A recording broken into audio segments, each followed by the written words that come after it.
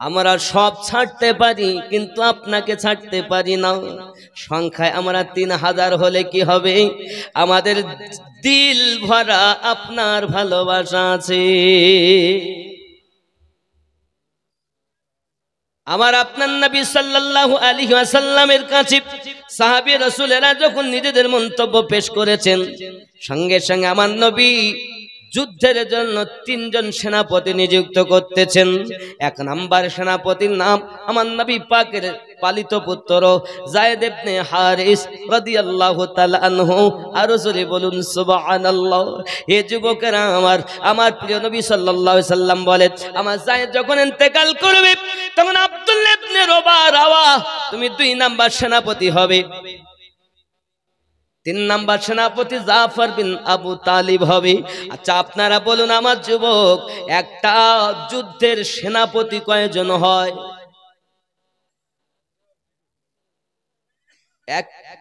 এক দল মানুষের মধ্যে নায়ক কজন হবে? কথা বলেন। তাহলে এক যুদ্ধের সেনাপতি একজন হবে নাকি? কয়জন হবে? একজন হবে। আমার আপনার নবী, আপনি সিয়াসিতটা খুলে দেখুন, মুতার যুদ্ধের বর্ণনায় আমার আপনার নবী সাল্লাল্লাহু আলাইহি ওয়াসাল্লাম বলতেছেন, আমার প্রথম সেনাপতি আমার পালিত পুত্র যায়েদ ইবনে হারেসা। আমার যায়েদ যখন শহীদ হয়ে যাবে গো, 2 নাম্বার সেনাপতি আব্দুল্লাহ ইবনে রাওয়া। আর আব্দুল্লাহ ইবনে রাওয়া যখন শহীদ হয়ে যাবে তখন 3 নাম্বার সেনাপতি হবে জাফর বিন আবু তালিব। আর জাফর বিন আবু তালিব যখন শহীদ হয়ে যাবে, হে আমার উম্মতেরা, যাকে ইচ্ছা করবে তাকে তোমরা সেনাপতি করে নেবে। যুবকেরা আমার, এখন যদি কোন নবীর উম্মত বলে নবী আমার কিছু জানেন না, আমি তার কদমে 2টি হাত রেখে আরজি জানাবো, ভাই রে তুমি বলছো নবী আমার কিছু জানে না, আর আমরা হাদিস শরীফ খুলে দেখতেছি আমার নবীর কাছে কিছু লুকায়িত নাই। নবীর কাছে কিছু লুকায়িত নাই। এখনো যুদ্ধ হয়নি, এখনো যুদ্ধ সংগঠিত হয়নি। আমার নবী সাল্লাল্লাহু আলাইহি ওয়াসাল্লাম পুরো যুদ্ধের নকশা যেন বলে দিচ্ছেন। আমার পালিত পুত্র যায়েদ ইবনে হারিসা শহীদ হয়ে গেলে পৃথিবীতে আব্দুল্লাহ ইবনে রাওয়া তুমি আপনার কিনা চলে যাবে। আব্দুল্লাহ ইবনে উবাইদুল্লাহ ইবনে আপনার পৃথিবীর সরজমিনে 3 জন সেনাপতি নিযুক্ত করে দিলেন নবী। এই কথাটি সাহাবী রাসূলেরা আপনার কিনা মেনে নিয়েছেন। আমার নবী পাক বলছেন, এক কাজ করুন, আপনারা বাড়ি চলে যান, যাই আপন আপন বিবি বাচ্চাদের কাছে, আপনজনদের কাছ থেকে বিদায় নিয়ে আসুন, কারণ এই যুদ্ধ থেকে ফিরে আসা কোনো গ্যারান্টি নাই। এই যুদ্ধতে শহীদ অনিবার্য, কারণ আমার নবী নিজ ইচ্ছায় কোনো কথা বলেন না, আল্লাহ পাক যেটা বলান নবী সেটাই বলে। আমিনউদ্দিন কথা বলে নিজের নাফসের সাহিত্যে, মুফতি সাহেব ইমাম সাহেব কথা বলেন নাফসের সাহিত্যে, আর আমাদের নবী নাফস থেকে পাক। এই জন্য নবী কথা বলতেন ওমা ইয়ান্তিকু আনিল হাওয়া, আল্লাহ যেটা বলেন নবী সেটা বলেন। দুনিয়ার মোল্লার কথা মেনো না বন্ধু, এই মোল্লা তোমাকে জাহান্নামের পথ দেখাবে, আর আমার আল্লাহ রাসূলুল্লাহ আর আল্লাহর ওলি আল্লাহ জান্নাতের পথ দেখাবে। যুবকরে আমার, সাহাবী রাসূলেরা পৃথিবীর সরজমিনে করলেন কি? চলেছেন বাড়ির দিকে রওনা। যায়েদ বিন হারিস তিনি উঠে দাঁড়িয়েছেন আর বলছেন, নবী গো, আমি তো আব্বা মা সব পেলে আপনাকে আব্বা মেনেছি। আমি আমার মা আমার কাছে, আমার পিতা আমার কাছে, আমার আর বিদায় নেওয়ার প্রয়োজন নাই। 2 নাম্বার, হে বাবাজি আমার, চলছেন পৃথিবীর সরজমিনে 2 নাম্বার সেনাপতি যখন আপনার বাড়িতে রওনা দিয়েছেন টুকটুক করে, এইরকম টাকা দিচ্ছে আমার আব্বারা, 1100 টাকা হবে না? 1100 টাকা নাই নাই। দেখেন আমি কালেকশন করে, এই দেখে কে মনে হতে পারে, এই দেখেন আছে না নেই নাকি? যুবক কি নাম? আসাদুল ইসলাম। মায়ের জন্য দিয়েছেন 1100 টাকা। আল্লাহ মায়ের কবর জান্নাতের টুকরা বানিয়ে দিন। আরো জোরে আল্লাহুম্মা আমিন। নারে তাকবীর, নারে রিসালাত। আনারুল সাহেব কত? 1100। আল্লাহ কবুল করে, কবুল করো মনের বাসনা। খানায় কাবা না দেখাই আমি তো দিও না।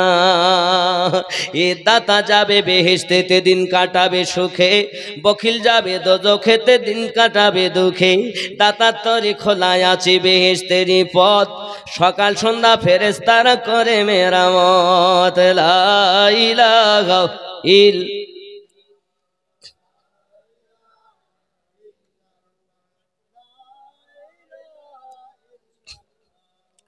মুহাম্মাদুর রাসূলুল্লাহ সাল্লাল্লাহু আলাইহি ওয়াসাল্লাম। বন্ধুরে আমার, বাড়িতে গিয়েছে ছোট্ট ছোট্ট বালকেরা, পাশে এসেছে। আব্বুজি কোথায় ছিলেন? অনেকদিন আপনাকে পাইনি আব্বু, আপনি আমাদেরকে নিয়ে একটু বেড়াতে চলুন, জলদি করে চলুন, একটু বাজারে বেড়াতে যাব। সঙ্গে সঙ্গে পিতা ডাক দেয়, বাবুরে ব্যস্ত হইও না। স্বামী বিবির কাছে এগিয়ে গেলেন। বিবি ডাক দেয়, স্বামী আমার, খুব দেরি করে আপনি এসেছেন, কোথায় ছিলেন? আসুন ভিতরে আসুন, আপনার জন্য সুন্দর করে রান্না বান্না করেছি, আপনি খাওয়া দাওয়া করুন। সঙ্গে সঙ্গে ডাক দিয়ে বলতেছে, আই বিবির সময় নাই, সময় নাই, আমাকে বিদায় দাও। প্রিয় রাসূল সাল্লাল্লাহু আলাইহি ওয়াসাল্লাম যুদ্ধের জন্য আমাকে 2 নাম্বার সেনাপতি নিযুক্ত করেছি। আমি জিহাদের মাঠে শহীদ হয়ে যাব, এটা আমার রাসূলুল্লাহ বলেছেন। বিবি হাত উঠিয়ে দোয়া চাইছেন, আমার স্বামী, আমি আল্লাহর কাছে দোয়া করি, আল্লাহ গো আমার স্বামী যেন যুদ্ধ থেকে ফিরে চলে আসে। সঙ্গে সঙ্গে স্বামী ডাক দেয়, বিবি রে, আমার জন্য তুমি ফিরে আসার দোয়া করো না, করো না। পিঠের ওপরে ছোট্ট করে বাড়ি দিয়ে বলছি, বিবি, আমার নবী বলেছেন আমি 2 নাম্বার সেনাপতি এবং আমি শহীদ হব, আমি নবীর রাজাতে রাজি, চিন্তা করো না বিবি, আমি জান্নাতের সিঁড়িতে তোমার জন্য অপেক্ষা করব। 3 নাম্বার সেনাপতি বাড়িতে গিয়েছে, বিবাহ করে এসেছিলেন, বিবির চেহারা দেখেননি। বাড়িতে গিয়ে বলছেন, দরজার সম্মুখে গিয়ে আপনার দাঁড়িয়েছেন, ঘরের ভিতর থেকে আল্লাহর কোরআন মাজিদ তেলাওয়াতের আওয়াজ শোনা যায়। জোরে বলে এ মলবি টোলার যুবকেরা, আমার মা খালারা, আমাদের ঘরে আল্লাহর কোরআন তেলাওয়াত নাই। পৃথিবীর সরজমিনে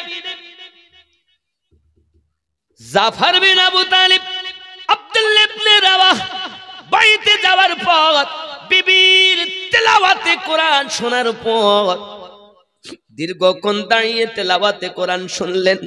কোরআন মাজিদ তেলাওয়াত শোনার পর আওয়াজ দিয়েছেন ছোট্ট করে, বিবি দরজাটা খুলে দাও, আমি তোমার স্বামী এসেছি, আমার সঙ্গে 2টি কথা বলো।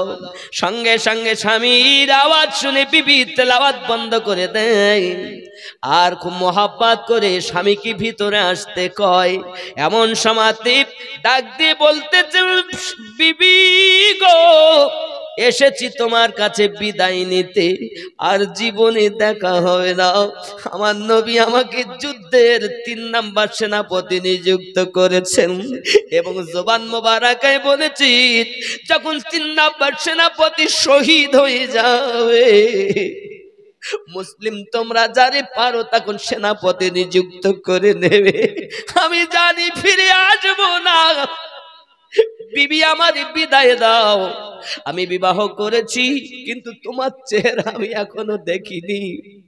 স্বামীর কথা শুনে বিবি ঘরের ভিতর থেকে আওয়াজ দিচ্ছেন, ওগো আমার স্বামী, বাপ ছেড়েছি, মা ছেড়েছি, ভাই ছেড়েছি, আপনজনদেরকে ছেড়ে দিয়েছি, আপনার সাথে বিবাহ বন্ধনে আবদ্ধ হয়ে আপনার ঘরে এসেছি, আপনি আমাকে ছেড়ে চলে যাবেন, এ কেমন করে মেনে নেওয়া যায়? বিবি রে, আমার নবী বলেছেন, বাদশা হেরাক্লিয়াস 2 লক্ষ সেনা নিয়ে মদিনায় হামলা চালাতে আসতেছি, যুদ্ধ হবে মোতার যুদ্ধ রে বিবি। আমি নবী পাকের ঘোষিত 3 নাম্বার সেনাপতি। এখন আমাকে বিদায় দাও, বিদায় দাও, বিদায় দাও। স্ত্রী ঘর থেকে বলতেছেন, আমার স্বামী, আমি সব ছেড়ে আসলাম আপনার কাছে, আর আপনি আমাকে দেখা না দিয়ে চলে যাবেন, তাই কি হয়? সঙ্গে সঙ্গে স্বামী উত্তর দেয়, বিবি রে, আমার মনের ভিতরে আমার নবীর ভালোবাসা গেথে নিয়েছি, ওই মনে আমি অন্য কাউকে আর ঢোকাতে চাই না। আমি যদি তোমাকে দেখি, আমি যদি তোমাকে দেখতে যাই, হয়তো তোমার প্রেমে পড়ে যেতে পারি, এজন্য আমি তোমাকে দেখা দিতে পারবো না। স্ত্রী ভিতর থেকে আওয়াজ দেয়, স্বামী গো, আমার নসিব ভালো যে আমার স্বামী জিহাদের মাঠে যাইয়া শহীদ হবে, রাসূলে পাকের মোহাব্বতে জীবন কুরবান করবে। আমার নসিব ভালো আমার স্বামী, আমি আপনাকে যেতে বাধা দিব না, যুদ্ধে যান বাধা দিব না। তবে এতটুকু কথা বলি, আমার স্বামী গো, একবার আমাকে দেখা দিন, একবার দেখা দিন, যেন আমি বলতে পারি, যেন আমি হাসরের দিন লক্ষ লক্ষ মানুষের মাঝে আমি আমার স্বামীকে দেখে চিনে নিতে পারি যে আমার স্বামী দেখতে এমন ছিল, আমার স্বামী দেখতে এমন ছিল। আমি বাধা দেওয়ার জন্য আপনাকে চাইনি, আমাকে ভালোবাসা দেওয়ার জন্য আপনাকে আসতে বলিনি, শুধু এক নজর দেখা দিবেন, আমি যেন ওই দেখার বিনিময় হাসরের মাঠে আপনাকে চিনে নিতে পারি। কেমন বিবি! আর আমাদের ঘরে এরা বউ, টাকা দিয়ে সবসময় দিবেন, ওয়াজ করার জন্য আমাকে ডাকবেন, 4 ইলেকশনের জন্য, আপনি ওয়াজের মুডটাই নষ্ট করে দিচ্ছেন। আমার যখন এদিকে মায়া আসে বলে টাকা দেয়, আমি এই জন্য বলি অন্য মৌলবীদেরা টাকা তুলবেন বাপ, কারণ আমার এখন আর ভাল লাগে না টাকা পয়সা তুলতে। কারণ আমার এখন ভাল লাগে কি, আমি আল্লাহ এবং আল্লাহ রসুলের প্রেমের কথা বলি, বলি আল্লাহর প্রেমের কথা বলি, সমাজের মানুষ যেন দুনিয়াকে ফেলে দিয়ে আমার নবীর আশিক তৈরি হয়। আরে মসজিদ 5 তলা করে লাভ কি যদি একজন ইমানদার ওই মসজিদে না থাকে? কোনো লাভ নাই। এত বড় জালসা দিয়েও কোনো লাভ নাই যদি গ্রামের ভিতরে এই জলসা থেকে আজ থেকে যদি 5টি ছেলে নামাজি না তৈরি হয়। কি লাভ এই জলসা? কি হবে এই খেলা করে? খালি লোকের কাছে দেখাবেন আমিনউদ্দিন কিনেছিলাম। তওবা আস্তাগফিরুল্লাহ। এই আশাবাদ দাও, নিয়ত ঠিক কর, দিল ঠিক কর। চেহারা যদি ঘষে এত পরিষ্কার করতে হয়, দিলটাকে কত ঘষতে হবে? একবার দিল ঘষনা, নবীর উম্মত হয়েছে। আব্বা আমার রাগ করো না শোনা, হয়তো বড় কিছু বলে ফেলছি মোহাব্বতে। আমার রসুলের ইশক যার ভিতরে নাই তার 1 পয়সা দাম নাই, যত বড়ই হোক না কেন তার 1 ফোঁটা দাম নাই। আর যার ইশক আছে দিলে, প্রেম আছে দিলে, হায় হায়, সে যেখানেই যাবে খাঁটি উম্মত, মরে যাবার পরও জান্নাতি। একজন ভাই 500 টাকা দিলেন, আর একজন ভাই 1000। কি নাম? সেলিম মিয়া 1000, আর একজন ভাই 500। নারে তাকবীর, নারে রিসালাত, আরো জোরে নারে রিসালাত। দানকারী দাতা গণ। আজ আমার মায়েরা যদি এই রূপ স্ত্রী হতে পারে ঘরের, তাহলে আমার মায়েরাও ভান্ডারের টাকা দিবে আল্লাহর ঘর মসজিদে। দেবে কি দেবে না? আমার মায়েদের দিকে যাও, দেখো, এই ওইভাবে না, খাতা নিয়ে যাও, খাতা নিয়ে যাও, মায়েরা নাম লিখাবে, কে 500 কে 1000। কার কাছে? এ তো দেবেই, এ তো মহব্বতের লোক। আর সেই সকাল থেকে আমার পিছনে আছে, মহব্বত করে। আর আমি আবার আছি মেম্বার সাহেবের বাড়িতে, মেম্বার সাহেবও মোটামুটি হয়তো উনি গেছেন ডাক্তার দেখানোর জন্য। আল্লাহ পাক ওনাকে যেন হেফাজত করেন। জোরে বলি আল্লাহুম্মা আমিন, আরো জোরে বলি আল্লাহুম্মা আমিন। বাবাজি আমার, এখন পৃথিবীর সারজমিনে আমাদের তৈরি হতে হবে, মনের রোগ থেকে নিজে মুক্ত হব। এবং আমার মায়েরা 500 1000 করে নাম লিখান, আল্লাহর ঘরে দিবেন, জান্নাতে মহল তৈরি হবে। কে আছেন আর 1100 টাকা দিতে পারেন 3 নম্বরে? 1100 টাকা বেশি চাইনি, হবে না আব্বা? কথা বলেন, হবে না? 3 নম্বরে 1100 টাকা একজন, এত মানুষের ভিতরে। ও যুবক, 20-30 হাজার টাকার মোবাইল পকেটে ব্যবহার করি, আর আল্লাহর ঘর মসজিদে 1100 টাকা দিতে পারি। আব্বা নাই, হবে না? একজন 3 নম্বরে নাম লিখাবেন, 1100 টাকা। বাবা, একদিন তোমায় মরতে হবে, তুমি ভুলে যেও না।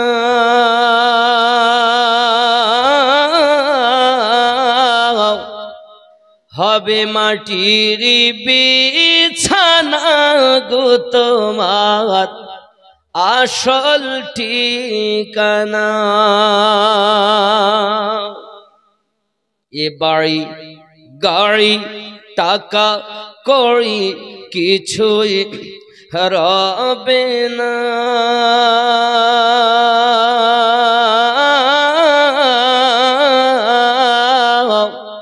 হবে মাটির বিছানা গো তোমার আসল ঠিকানা। ঠিক কিনা বলো? আপন জনের কান্না যত সবই শুনতে পাবে,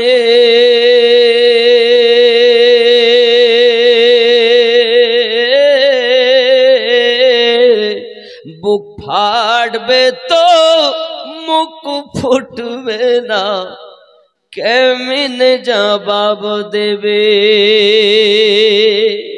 কি করে বোঝাবে তুমি দেহের বেদনা?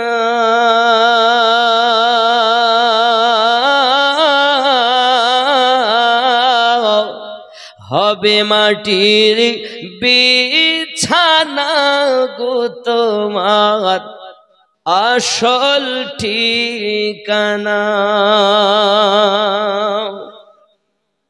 কাঁদবে মাতা, কাঁদবে পিতা, কাঁদবে ভাই বোন,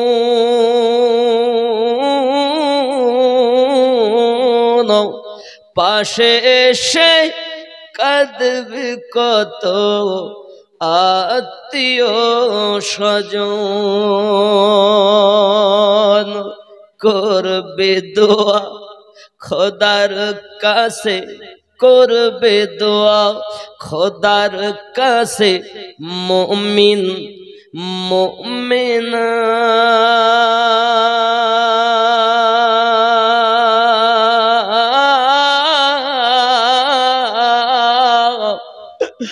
হবে মাটির বিছানা গো তোমার আসল ঠিকানা।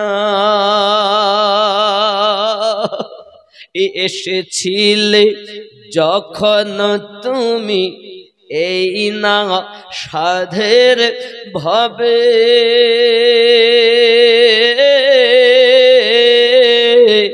কেঁদেছিলে শুধু তুমি, হেসেছিল সবে। যাওয়ার কালে হাসবে তুমি, কাঁদবে জামানা।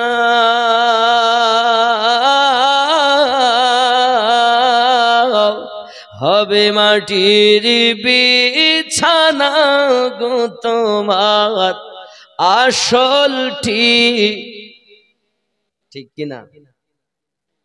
আব্বা, 1100 দিতে যদি কষ্ট হয়, অন্তত পক্ষে 500 করে টাকা দেন। সাদিকুল 1100 টাকা। নারী তাকবীর, আরো জোরে নারী তাকবীর, নারী রিসালাত।